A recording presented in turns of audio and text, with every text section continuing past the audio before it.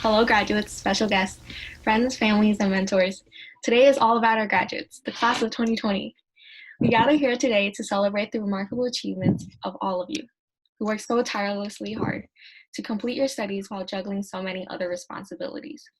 We applaud and salute your effort, your intellect, your hustle, and your perseverance. We join you with heartfelt gratitude for all of those who have supported you in these endeavors, your friends, families, professors, and many others. As we begin the ceremony, we would also like to take this moment to pause and to thank all of the COVID-19 frontline workers for their hard work and service in these unprecedented crises. I invite all of you to join me in a moment of silence and prayer for all of those who have been affected by this pandemic.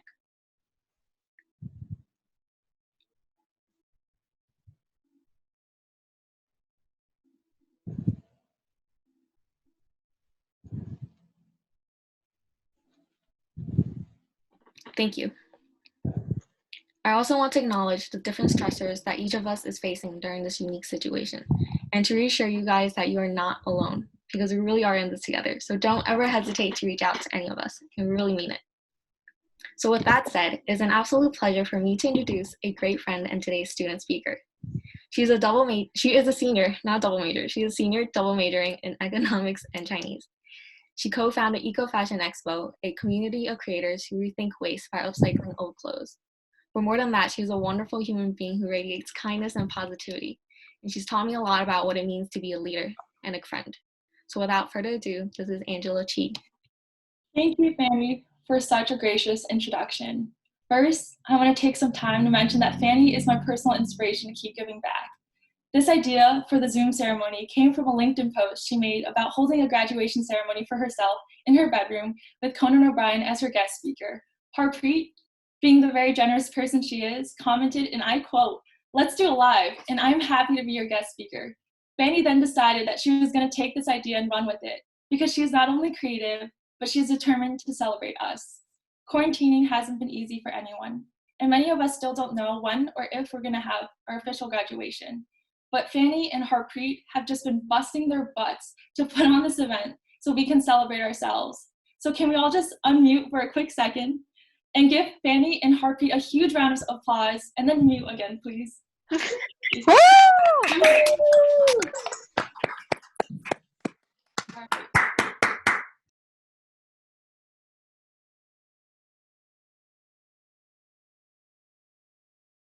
I muted myself. Fellow students, friends, teachers, mentors, family members, I want to thank you all so much for taking the time to come to the Zoom graduation.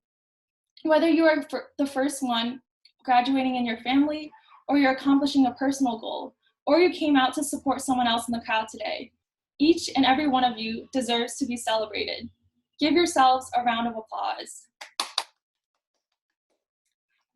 Right. And when Fanny asked if I wanted to speak today, I said of course, but inside I was extremely nervous because, to be quite honest, I've been having a bit of a quarter-life crisis. I'm still not sure what I want to do after graduation, but writing the speech actually helped me figure out a lot about myself. So thank you all for that. I have two stories I want to share today. The first story is about achieving and accomplishing the seemingly impossible. For the first 15 or so years of my life, I thought I wanted to be a dentist. My parents told me I had all the qualities to be a great dentist. In high school, people even called me Dr. Chi because it seemed like I was destined for a path in medicine. But in my sophomore year of high school, I interned at a dental office, and I hated it. Little by little, the clearest part of my identity started to crumble. Then came senior year of high school. My parents were constantly on my case about college applications, and I had way too much on my plate. I was so stressed that I cried myself to sleep almost every night for 3 months. So as one does when really stressed and looking for motivation, I went on YouTube and searched for motivational videos. This was when I found Tony Robbins, who taught me a lot about the power of mindset. I realized I had spent the past 17 years of my life blaming my parents for my own unhappiness, and had used my parents as excuses for why I didn't pursue what I really wanted to do. In reality, they wanted me to be happy just as much as I wanted to be happy. But the simple truth is they aren't me, so they don't know my life. Only I do. just like how you are the only person who truly knows what makes you happy. Our parents or society might tell us we can't do this or that, but at the end of the day, only we have the power to decide. When I realized how much power I had over my own decisions, I felt free. But I also felt more lost than ever because I realized I actually didn't know what I wanted to do. So I asked myself, Angela, if money and experience weren't factors to consider, what would you do? The answer that kept coming up was fashion designing. I kept pushing the idea away because I thought about how unlikely it would be for me to do fashion. I could barely draw, I didn't know how to sew, and by no means was I considered fashionable. I thought about how embarrassing it would be if I told people I wanted to do fashion and then completely failed. But I decided that as crazy as the idea sounded at the time, it was what I wanted to do. And if I wasn't going to believe in myself, who was? I would sit at my desk, visualizing me designing for a fashion show. I repeatedly told myself I was capable of doing it. And when I believed it, I set my goal, my life goal, to one day design for a fashion show. In my freshman year of college, I threw myself at every opportunity and event that fit in my schedule. I remember I was listening to an entrepreneurship panel when I heard some of the most valuable advice about career changes. When you will never feel ready. At one point, you just have to jump in and go for it. So I jumped in and I gave it my all. In my sophomore year of college, along with the rest of the Eco Fashion Expo team, we put on Hunter College's first eco fashion show. There were so many times I wanted to shy away from my goal, but I reminded myself that the eco fashion show wasn't about me. It was about raising awareness and inspiring others to work towards reducing pollution caused by the fashion industry. When other students joined the project, it was no longer just about my ambition. It became just as much, if not more, about making their dreams come true. If you told me at my high school graduation in 2016 that I would design for and help run 2 fashion shows during my college career, I would have definitely thought you were crazy. So if I can achieve my crazy goals, you most definitely can too. Mindset is everything. The most challenging part is often convincing yourself that you can do it too, and committing. Free yourself from judgment and excuses and dream big. It's your life. Don't let anyone tell you what you can or can't do. And if you haven't found what you want yet, as Steve Jobs said, keep looking and don't settle. In reality, if failure is what we fear, the only real failure in our lives comes from not trying at all, because in that case, all we're left with is what ifs and regret. So don't wait, jump in and go for it. My second story is about reflecting on what's most important in life. Studying abroad in China senior year and this pandemic has helped me understand what people mean when they say that sometimes you need to take one step back to take 2 steps forward. After that first fashion show, it was just go, go, go, with one event after another. We chugged so far along that we didn't know where we were anymore, and we were forgetting where we came from. And I was the one driving that train. It took pulling me out of the US for a study abroad in China, evacuating China, and then quarantining alone to realize that as we grow and change, our goals and dreams change too. And that's okay, it's just part of life. But we have to make time to reflect and adjust our goals. Now that social distancing and quarantining have forced most of us to take time to slow down and reflect, I realized that fashion shows were exciting, but if the show wasn't collectively making the team's dreams come true, it didn't mean anything to me.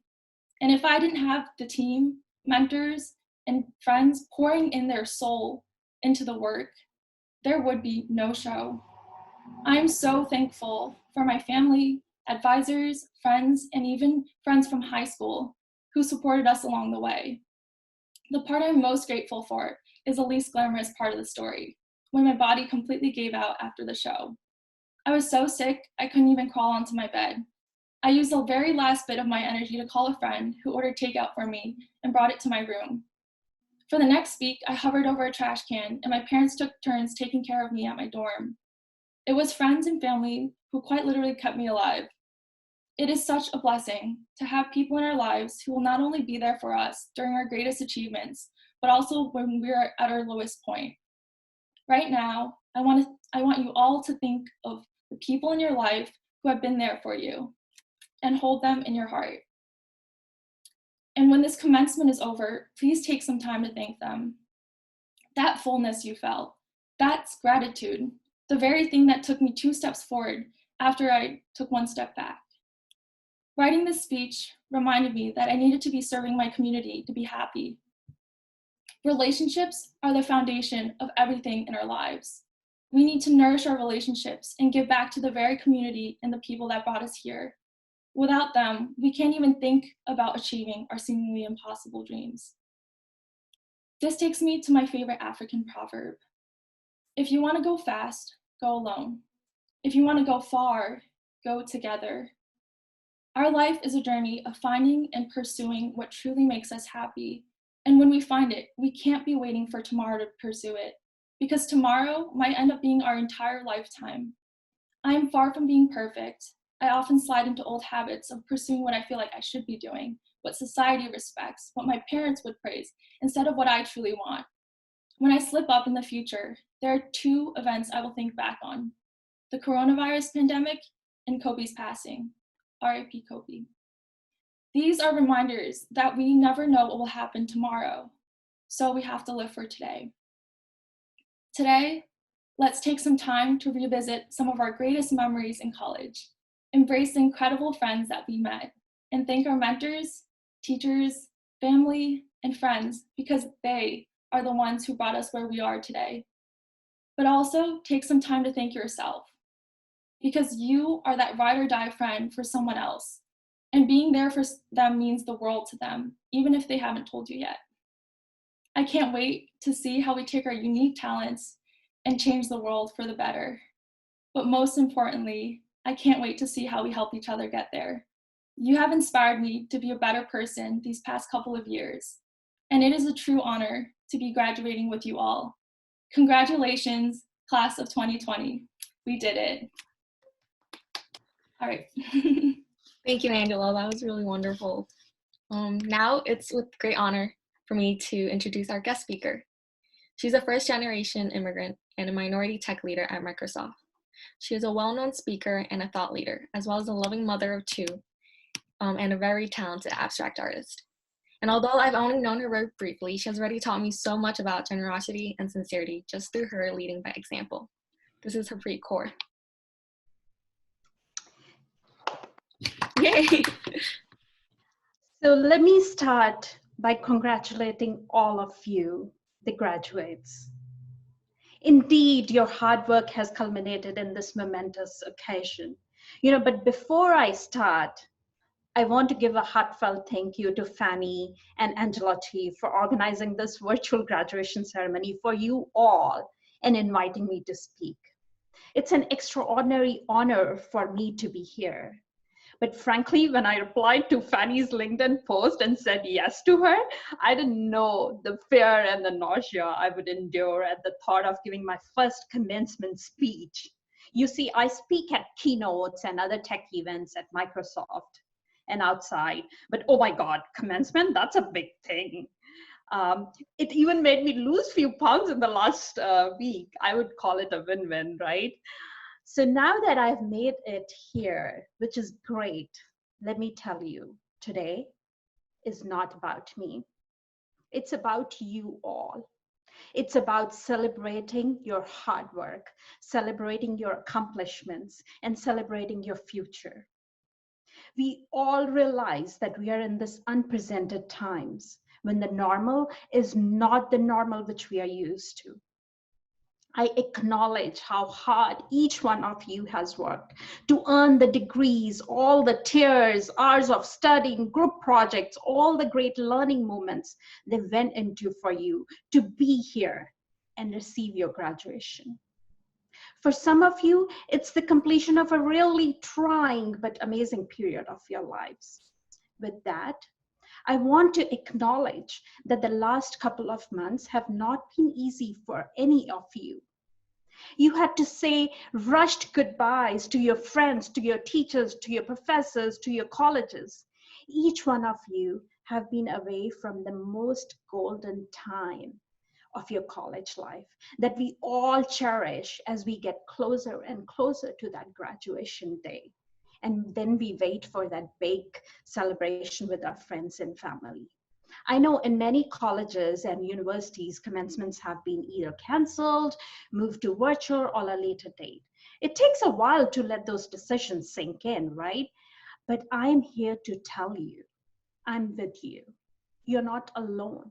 We are in it together. We are here to celebrate together and make this a memorable one.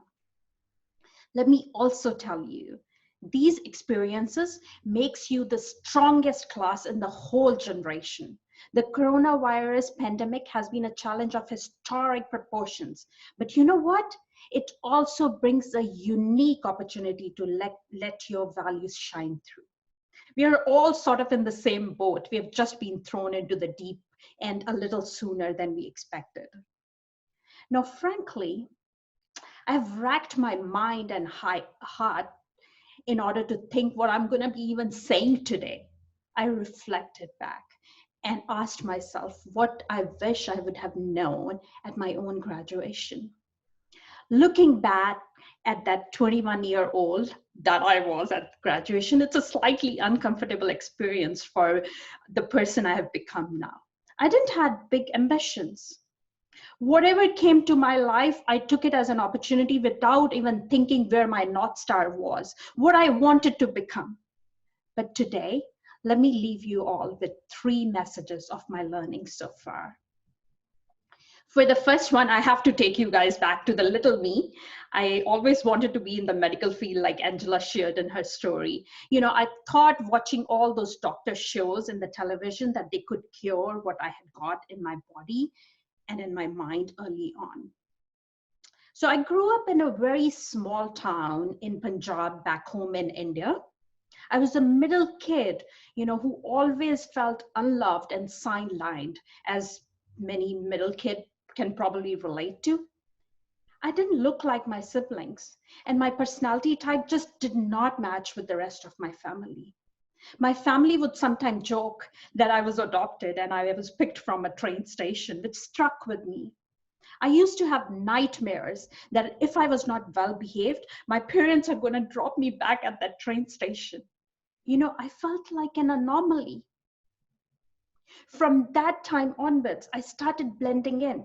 I started blending in physically, verbally, and mentally with my family, with my friends, at school, Indian society. I tried to do the same things. Whatever my siblings were doing, I would do the same thing.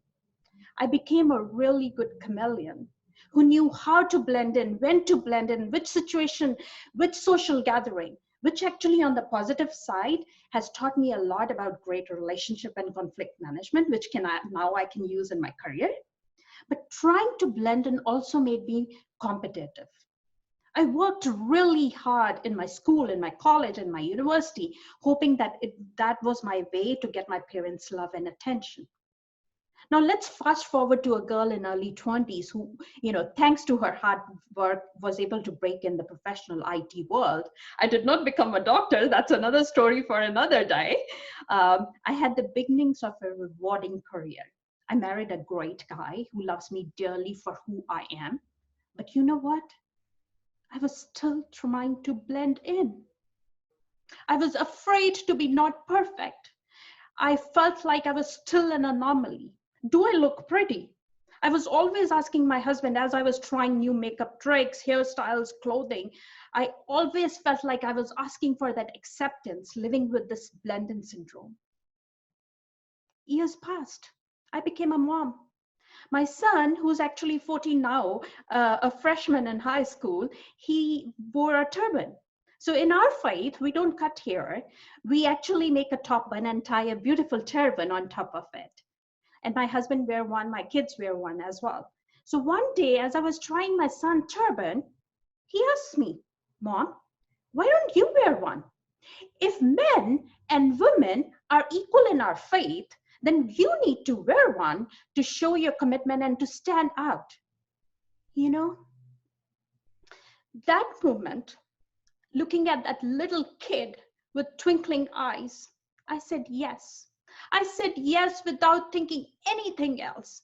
I immediately felt something heavy was lifted out of my body, and I was relieved of what I had got in my body and in my mind early on. I felt lighter. I stood confident. I didn't even think what people would think, how I look like, what my family would think, what my coworkers at Microsoft would think. I just did it. You know, from that day, I stopped blending in. I stopped asking for acceptance. I stopped fearing what others thought about me. I stopped worrying any project at home or at work is too hard for me. Each morning as I tie my 7 meters, and that to my friends is 21 feet or 22 feet approximately, with each layer, my confidence grows. I now spend days trying to stand out. I work hard professionally, driving for results, build a relationship across organization by smiling more and not worrying about what people think how I look like. There are multiple times, in the tech world, I'm the only woman in the whole room, but my differences, they give me mental strength.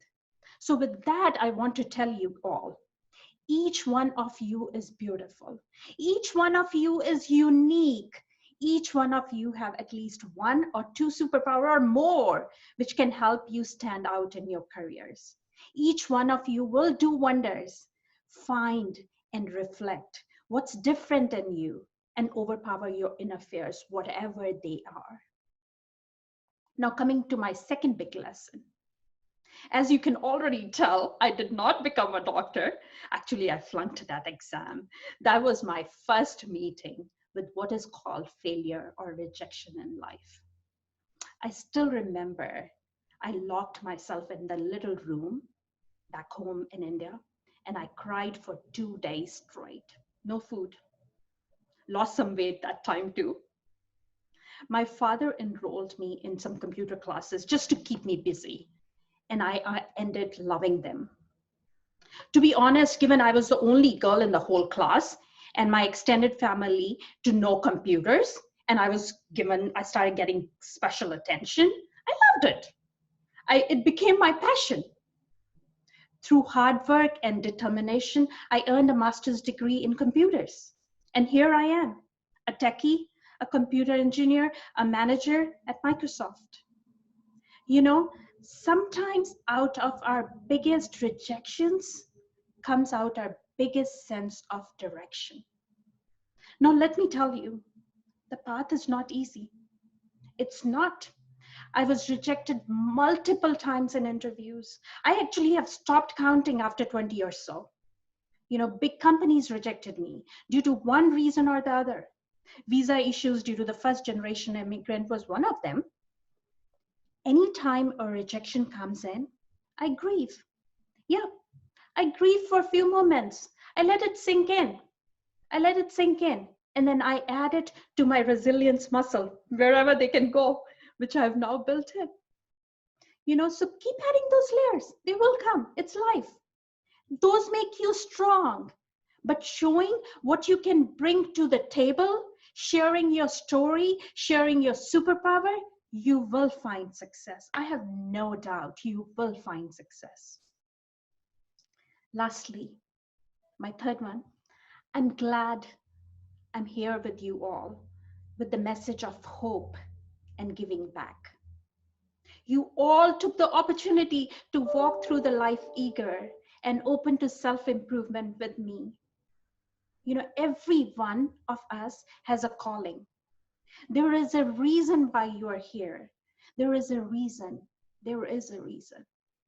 I know this for sure. And that reason is greater than any degree. It's greater than anything anybody can tell you. Your real job is to find you, to find your superpower. It's the thing that drives you and energizes you. Nobody can tell what it is. I think I'm convinced by now you have to find it inside yourself. So from today onwards, everything in your life is happening to teach you more about yourself. When disappointed, be grateful. When things aren't going the way you want them to be grateful because you have the sense to turn them around. You will emerge as more resilient, knowing that you have empowered to pursue your dreams. I must remind you that you have an opportunity to use this education to do good. I hope you strive for more than just the good feeling I may have provided you for the last few minutes, because I know this for sure, that doing actually makes you better. So whatever field you choose, if you operate from the paradigm of giving back, I know your life will have more value. You will be more happy. Use your job, whatever job you end up with, as a platform to serve others, to empower each and every person in this world. Let me end with this quote from Martin Luther King. Dr. King said, "Not everybody can be famous, but everybody can be great, because greatness is determined by service." He said, "You don't have to have a university degree to serve. You don't have to make your subject and verb agree to serve. You don't have to know Plato or Aristotle to serve. You don't have to know instant theory of relativity to serve. You don't have to know the second theory of thermodynamics in physics to serve. You only need a heart full of grace and a soul generated by love."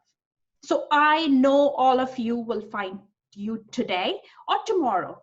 Be you, be resilient, be hopeful, and remember, why blend in when you're born to stand out? Thank you for listening and giving me a chance to speak. Yay. Thank you, Harpreet. And on behalf of all the graduates, thank you both for sharing such personal and thoughtful stories and advice. So now we're going to turn to our graduates. So if you have your hat, please wear them. So here it is. And if you guys can please turn on your video for this portion of ceremony and unmute, that would be also really great. This is our makeshift hat. Okay. So to the members of the class of 2020, congrats to all of you on this very special day. And although the path ahead of us will be daunting, let today serve as a reminder and a beginning of our journey.